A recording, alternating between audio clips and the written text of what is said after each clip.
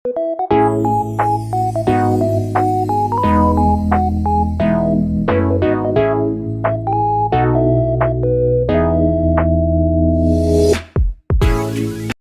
viewers, I'm Jane, the ultimate Filipina. Today's entertainment episode is about mannerism, or should I say, mannerisms of some Filipina that take some getting used to. Does the act of burping and coughing within your social zone without thought or hesitation. They will do it suddenly, no matter who is present or where you are. I know in many countries, burping is rude and ill-mannered, but good luck trying to convince a Filipina how distasteful and abnormal the habit is.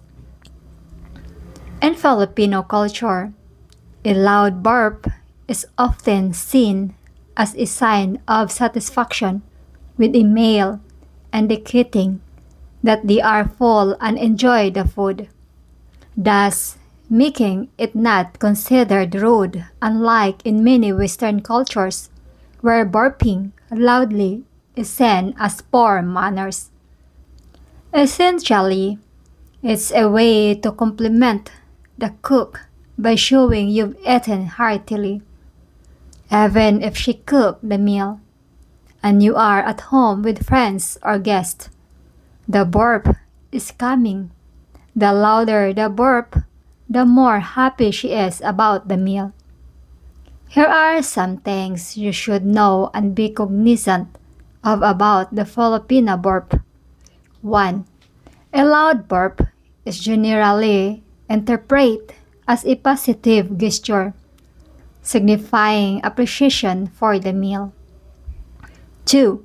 It's cultural and accepted as the norm in the Philippines. 3. Unlike in some Western societies, burping at the table is not considered rude in the Philippines. Filipino smile in glee when someone burps at the table or restaurant.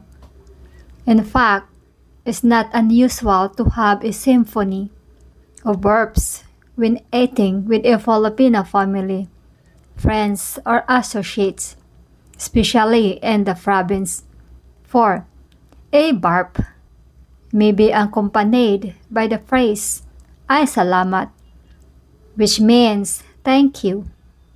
The culture is not intended to be rude, but actually intended to show gratitude and appreciation. The Filipina open mouth cup is an entirely different matter. While it might seem like many Filipinos cough directly in your face, it's more likely due to a combination of cultural factors such as 1. Not covering cups properly. 2. A lack of awareness about proper hygiene practice.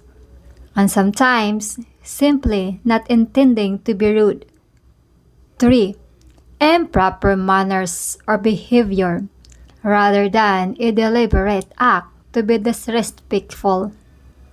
Always consider the following when a Filipina cough violates your social norm. Cultural norms. 1. Not covering cups properly. 2. A lack of awareness about proper hygiene practice. And sometimes, simply not intending to be rude. 3.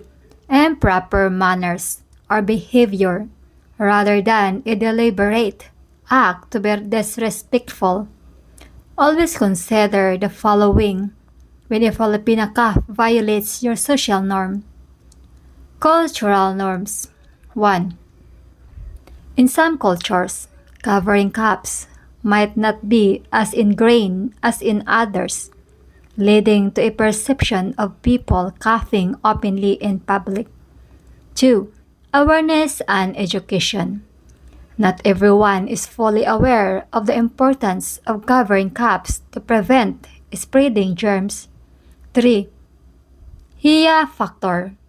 Filipinos often prioritize not causing social discomfort, so someone might feel hesitant to actively cover a cough if they don't want to draw attention to themselves. What to do? In terms of your Filipina girlfriends, coughing or burping, ill-mannered, gently and politely remind her that it would be helpful if she could cover her mouth and to promote good hygiene practice. I encourage her and those Filipina in your social zone around you to practice good cough etiquette by covering their mouths with a tissue or their elbow. If you're in a crowded area where many people are coughing, it could simply be a result of a widespread illness rather than intentional behavior. Either way, the bottom line is to learn the culture and embrace it, or return to your safe sanctuary. I'm Jane, the Ultimate Filipina, wishing you an ultimate day, an ultimate life in the Philippines. Take care. Bye.